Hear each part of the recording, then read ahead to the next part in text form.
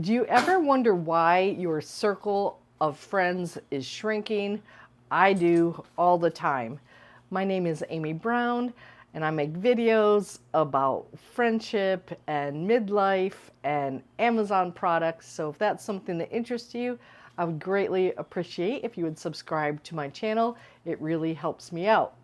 Now let's get into the topic.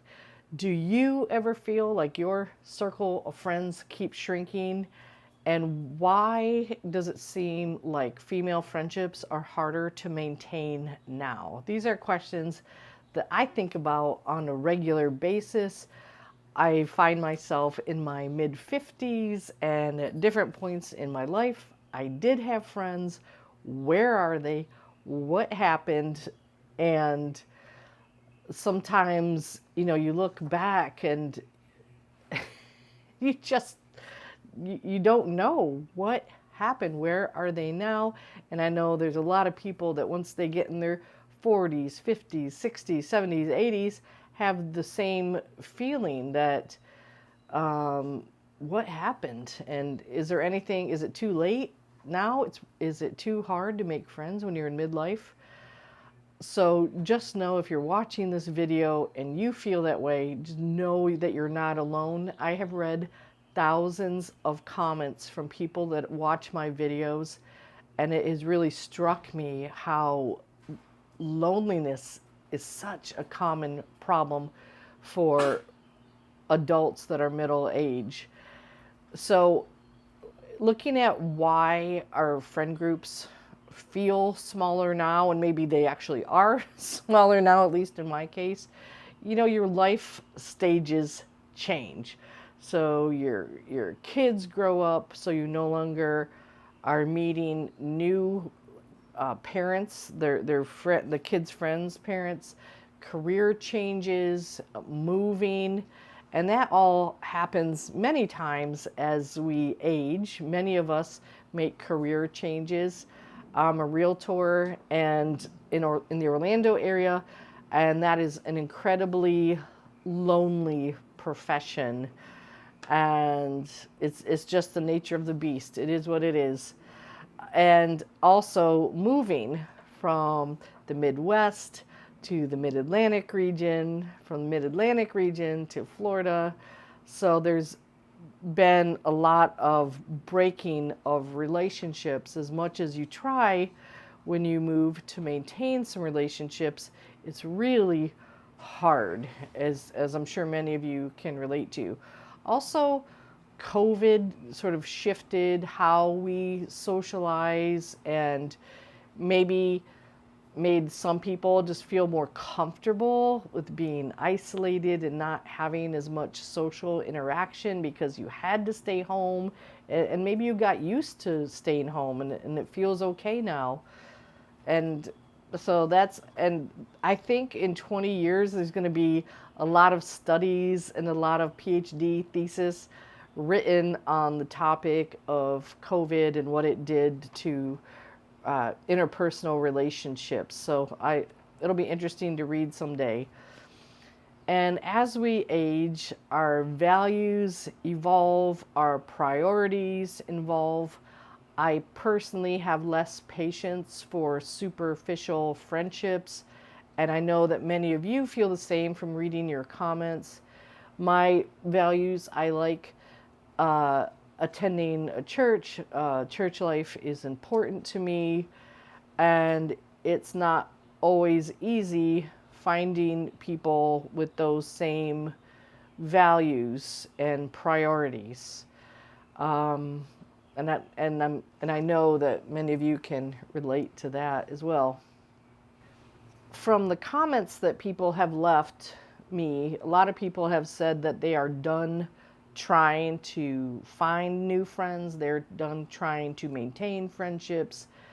And I mean, I get that. If you've been emotionally abused by a friend or significant other, it can be really challenging to put yourself out there again. So, I mean, I really do empathize. I have not had a lot of success making friends in my midlife years, but I am still trying. I am not giving up. Happiness and friendships, I think, are deeply connected. And my pastor is mentioned there was in I think it was England that they made a minister of loneliness. I think he's mentioned that in a few of his sermons, because in England it's such an epidemic and they have to study it and treat it and work on reducing loneliness in the English population. So obviously they see that as the connection between strong social ties and health risks overall. So, I mean, friendships are important even if you think you're fine without them. And having some supportive friends, you don't need many, maybe just one, can help you if you're dealing with life's challenges. And I know that's not always the case, and I know that's not always how it works out. Sometimes when you hit rock bottom, you find out you have no friends. And I think that's a common experience for a lot of people. I know people that have been laid off and they felt like they had a large pool of friends, and they, reaching out to that pool to hopefully to get connected to a new job, and people they thought were their friends didn't return their calls, didn't return their texts. So that's a life challenge that can be really devastating, and as in itself, being laid off or losing a loved one or having a health concern, and then to find out you're walking alone just really compounds it. And I was just thinking about, why do friendships shrink at midlife? And then I've talked in my past videos about convenience friendships or situational friendships, meaning work friendships. Maybe you were on the same team at work, you're no longer on the team, the friendship is immediately over. Convenience friendships, those are parent groups. Once your children are a certain age, you're not in those groups anymore, they're just done. Or neighbors, you might have a nice relationship with a neighbor, but either they move or you move, and it's just done. There's not enough there to keep the friendship going. Sports teams, both of my daughters were very involved at one point in sports teams, but once they were no longer active on those teams and we never saw those parents anymore, it was just immediately over, which is just mind-boggling if you think of how many hours you spent on the sidelines with those people, getting to know them, and then it's just over. Less time available. This is one for me that's true. Some people have where they're still caring for, they have kids they're caring for, grandkids they're caring for, parents they're caring for, and they just have less time available to devote to getting new friends, obtaining new friends, because that is time consuming. It's like a part-time job. A lot of times I just am tired and I think, oh, I should go to this social event, I should meet new people, and I'm just worn out from work. So time is a huge factor in midlife. I'm not personally caring for, at this particular time when I'm filming the video, I'm not caring for parents or grandchildren or anything like that, but I could see that would also be a major factor. Hormonal changes. This is a big one.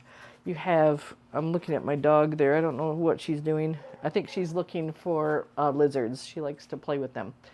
You have menopause. You have mood shifts. And this is going to impact your tolerance for superficial friendships. I know that has hit me, absolutely hit me, where I will meet someone, we'll get to know each other a little bit, and I'm going to evaluate pretty quickly whether it makes sense to continue getting to know them more. And there's a real big one for me, particularly since moving to Florida. Financial differences, career stages, and retirement status. Those three are huge for me here in the Winter Garden, Orlando area. Dogs, hello. Okay, sorry, sorry. Um, there in my neighborhood, you have retired people, young people. You have people that they're going on their 20th Disney cruise, for example, and there's I often find that there's just not a lot of common ground because I'm still working. I'm not anywhere near the age when I'm going to choose to retire, but there are definitely financial differences.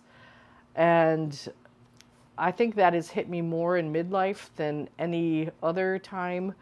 I because I'm not going on 20 Disney cruises or anything like that. So past experiences of hurt and rejection can definitely make people cautious in midlife as when they're starting new friendships. Absolutely, I am. If I sense something is off with someone or there are red flags or I feel like they're love bombing me with friendship, I'm really learning to take a step back and be cautious. Whereas probably in my 30s, I wouldn't have been that way. I would have been like, great, you want to love bomb me? Let's go. I'm here for it. So, and I think there are a lot of people that have been hurt and rejected by friends that, yeah, that's another big factor why friendships are shrinking in midlife. On my channel, I have talked about different strategies I have used in an attempt to make friends now in middle life in an area that I'm new to. I'm not that new anymore. I've been in Florida for 2 years, which is really interesting. I've had some people ask me in the comments why I moved to Florida, and I said my answer is I have California dreams and Florida money, so I am in Florida. I appreciate the sunshine. What I've had to do is really embrace the awkwardness of walking into a large room full of people and not knowing anyone. I really don't enjoy doing that. I don't know I mean, I guess a handful of people do, but in general, that's not fun. But I've just accepted it as the way it is. So if you can do the same, that's a big hurdle to get over. And I try to initiate conversations when I just go out and about, whether that's at physical therapy, if that's at a coffee shop or at a community event. But I don't know that that's my forte, but I do try. And I try to not be creepy when I do it because a lot of times I feel, and I walk away, I go over in my mind what I just said to the person, and I'm like, oh gosh, that was weird. It was creepy. So that's a work in progress. I'll probably never get better at that. I do tend to reach out to people. I invite people to coffee. I will often be the first person, but I don't keep asking. If I ask and they don't respond or they say I'll get back to you or whatever like that, I leave it alone now. I don't pursue the friendship like I would have maybe in my 30s. I just let it go. And I'm getting more, a lot of women always want to, let's go out to dinner. Let's go out to dinner. And I try to avoid that now, at least in the beginning.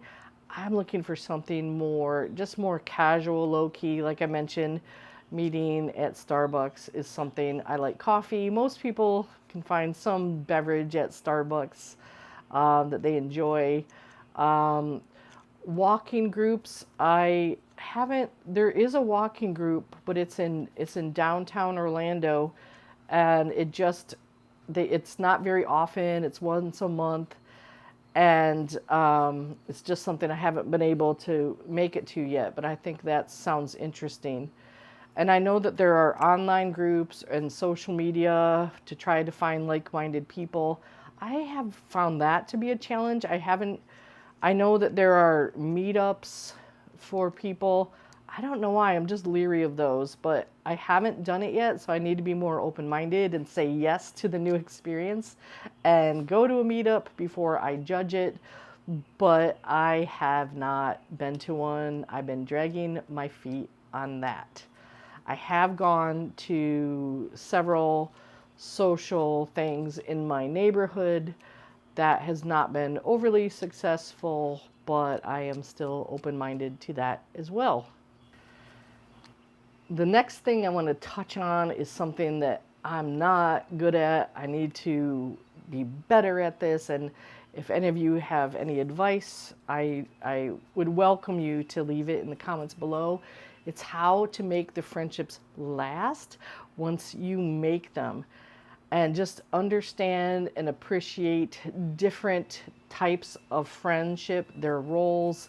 Maybe someone is more of a supportive type of friend. Somebody like me, I like to think of myself as pretty funny, like Michael Scott on The Office. So like maybe I'm your funny friend or something, but just to appreciate each other's differences and also just invest time and energy in these friendships. And at the same time, I mentioned earlier that when I invite someone for coffee, for example, if they don't respond, I leave it alone. I'm not going to beg them to meet me, and I'm just going to really pull back and really limit the effort.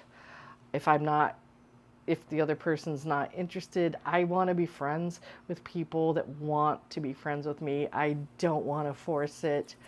And just like in a romantic relationship, to really foster a good friendship, just making regular small gestures, like remembering people's birthdays, check-ins, texts, maybe a small gift here or there, something like that.